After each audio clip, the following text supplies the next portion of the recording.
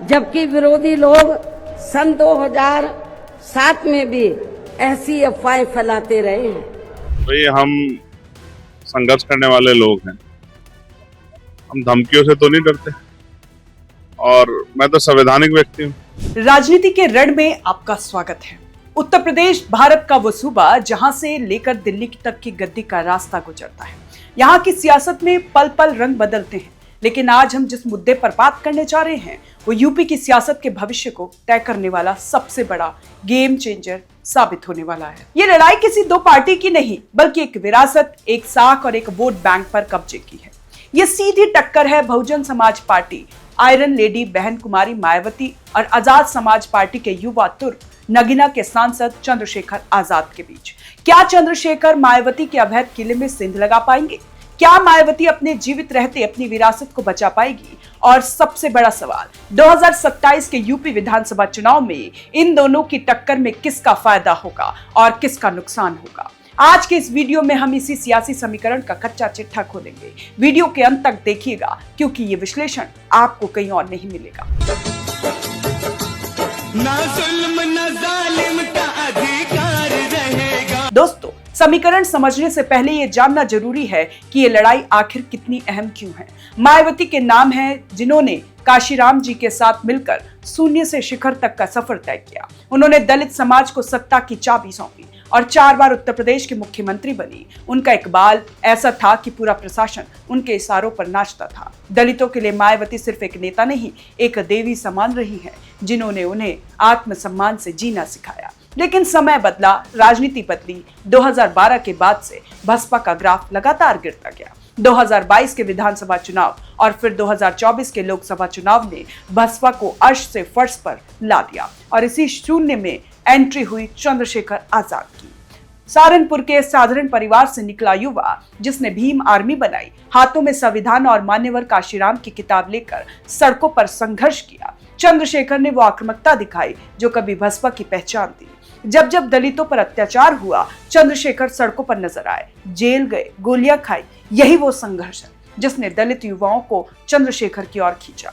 मायावती की मजबूती उनकी विरासत और संगठन है, जो चंद्रशेखर की ताकत उनका युवाओं से सीधा जुड़ाव और ऑन ग्राउंड उपस्थिति है। भूल तो नहीं गए हमें,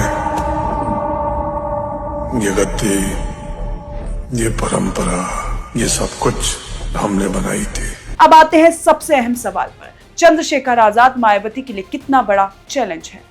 अगर हम कहें कि चंद्रशेखर मायावती के लिए अस्तित्व का संकट बन गए हैं, तो ये गलत नहीं होगा। पहला चैलेंज उम्र और ऊर्जा। मायावती अब उम्र के उस पड़ाव पर है जहां वो पहले जैसी ताबड़तोड़ रैलियां और जमीन पर संघर्ष नहीं कर सकती। वो ज्यादा समय दिल्ली या लखनऊ के बंगले से प्रेस नोट जारी करके राजनीति करती हैं। दूसरी तरफ चंद्रशेखर युवा है, ऊर्जावान है और लगातार जनता के बीच बने रहते हैं। आज का युवा उस नेता को पसंद करता है जो उनके साथ खड़ा दिखे। दूसरा चैलेंज, आक्रामकता की कमी। बसपा पर आरोप लगते रहे हैं कि वो जाटव वोट को सहेजने के चक्कर में अन्य पिछड़ों और अल्पसंख्यकों से दूरी होती गई। साथ ही बीजेपी सरकार के खिलाफ बसपा की वैसी आक्रामकता नहीं दिखी जैसी चंद्रशेखर की रही। चंद्रशेखर ने खुलेआम बीजेपी को चुनौती दी, जिसने वो दलित युवा जो बीजेपी की नीतियों से नाराज था, चंद्रशेखर को अपना मसीहा मानने लगा। तीसरा चरण, नगीना की जीत। 2024 के लोकसभा चुनाव में जब बसपा का सुपड़ा साफ हो गया, चंद्रशेखर ने अपनी पार्टी आजाद समाज पार्टी से नगीना सीट जीतकर इतिहास रच दिया। उन्होंने साबित कर दिया कि वो केवल भीड़ जुटाने वाले नेता नहीं, बल्कि वोट में भी बदलने का मादा रखते हैं। ये जीत मायावती के लिए सबसे बड़ी खतरे की घंटी है। पूरी उम्मीद है कि पार्टी के लोग मेरी इन सब बातों पर सही से अमल करके इस बार अपनी पार्टी बीएसपी को ही अकेले यहाँ सत्ता में जरूर लाएंगे। चंद्रशेखर की मौजूदगी मायावती के लिए सिर्फ एक राजनीतिक चुनौती नहीं, बल्कि कई तरह की परेशानियां खड़ी कर सकती हैं। वोट बैंक में बिखराव। मायावती का कोर वोट बैंक जाटव समाज रहा है। चंद्रशेखर भी इसी समाज से आते हैं। अगर चंद्रशेखर 10 से 15% जाटव वोटों को भी अपने पाले में कर लेते हैं, तो भाजपा की कमर टूट जाएगी। यूपी में दलितों की आबादी लगभग 21% है, जिसमें से आधी जाटव है। चंद्रशेखर इस कोटे में सेंध लगा रहे हैं।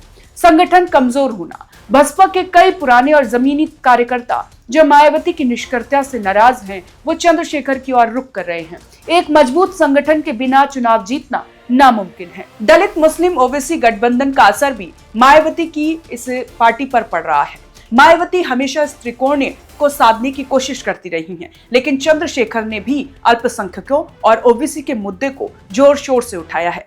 चंद्रशेखर की नगीना की जीत में मुस्लिम वोटों का बड़ा हाथ था। इसका मतलब यह है कि वो मायावती के संभावित सहयोगियों को भी अपनी ओर खींच सकते हैं। अगर 2027 तक चंद्रशेखर की पार्टी का ग्राफ बढ़ता रहा तो समाजवादी पार्टी और कांग्रेस जैसी पार्टियां भी मायावती की वजह चंद्रशेखर को ज्यादा तवज्जो दे सकती हैं, उन्हें यानी असली दलित नेता मान सकती हैं। मायावती ने अभी हाल ही में काशीराम जयंती पर सपा, कांग्रेस और चंद्रशेखर पर तीखा हमला किया। उन्होंने काशीराम की किताब चमचा युग का जिक्र करते हुए कहा कि ये नेता दूसरों के हाथों के चमचे हैं और दलित समाज को इसे सावधान रहना चाहिए। ये बयान दिखाता है कि मायावती चंद्रशेखर के बढ़ते कद से न केवल असहज हैं बल्कि गुस्से में भी हैं। वो अपने जीवित रहते अपनी पार्टी को हिलते हुए नहीं देखना चाहती। उनका यह आक्रामक रुख अपने वोट बैंक को एकजुट रखने की आखिरी कोशिश है। वो अपने समर्थकों को यह संदेश देना चाहती हैं कि चंद्रशेखर असली भाजपाई नहीं है, बल्कि दलित वोटों को बांटने के लिए विपक्षी दलों द्वारा खड़े किए गए मोहरे हैं। 2027 का उत्तर प्रदेश विधानसभा चुनाव केवल यूपी के लिए नहीं बल्कि राष्ट्रीय राजनीति के लिए भी एक गेम चेंजर साबित होगा। ये चुनाव ये तय करेगा कि दलित का असली नेता कौन है, पुरानी विरासत या नया संघर्ष। अगर चंद्रशेखर की पार्टी 10 से 20 सीटें भी जीत लेती है और भाजपा का ग्राफ और गिरता है तो चंद्रशेखर निर्विवाद रूप से दलितों के नए चेहरे बन जाएंगे। भाजपा का अस्तित्व खतरे में पड़ सकता है। अगर चंद्रशेखर की पार्टी 10 से 20 सीटें भी जीत लेती है और भाजपा का ग्राफ और गिरता है तो चंद्रशेखर निर्विवाद रूप से दलितों के नए चेहरे बन जाएंगे। भाजपा का अस्तित्व खतरे में पड़ जाएगा। सरकार बनाने का समीकरण अगर दलित वोट दो फाड़ होते हैं तो इसका सीधा फायदा भारतीय जनता पार्टी को मिलेगा। दलित वोट बटेंगे तो विपक्षी एकता कमजोर होगी। लेकिन अगर चंद्रशेखर और समाजवादी पार्टी का गठबंधन होता है तो ये बीजेपी के लिए एक बड़ी चुनौती बन सकता है। ये चुनाव ये भी तय करेगा कि बाबा साहेब अंबेडकर और मान्यवर काशीराम की विचारधारा का नेतृत्व कौन करेगा। क्या ये विरासत वंशवाद या बंद कमरों की राजनीति में खो जाएगी या फिर सड़कों के संघर्ष से एक नई इबारत लिखी जाएगी।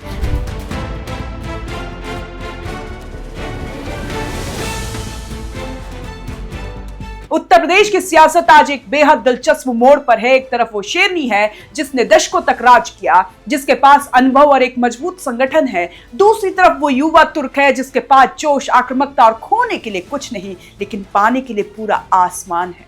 दोनों के वोट बैंक एक ही है, इसलिए टकराव लाजमी है। ये लड़ाई सिर्फ सीटों की नहीं, साख की है, वर्चस्व की है। क्या मायावती चमचा युग का नारा देकर अपने किले को बचा पाएंगी या फिर चंद्रशेखर आजाद सड़कों पर संघर्ष से दलितों के नए सम्राट बनेंगे, ये तो वक्त ही बताएगा। लेकिन एक बात तय है, 2027 का रण बेहद भीषण होने वाला है। आपको क्या लगता है, मायावती या चंद्रशेखर? दलित समाज का असली हितैषी कौन है? क्या चंद्रशेखर वाकई मायावती के लिए परेशानी है या ये सिर्फ एक मीडिया का बनाया हुआ हवा है? अपनी राय कमेंट बॉक्स पर जरूर लिखें और देखते रहें ONG न्यूज़।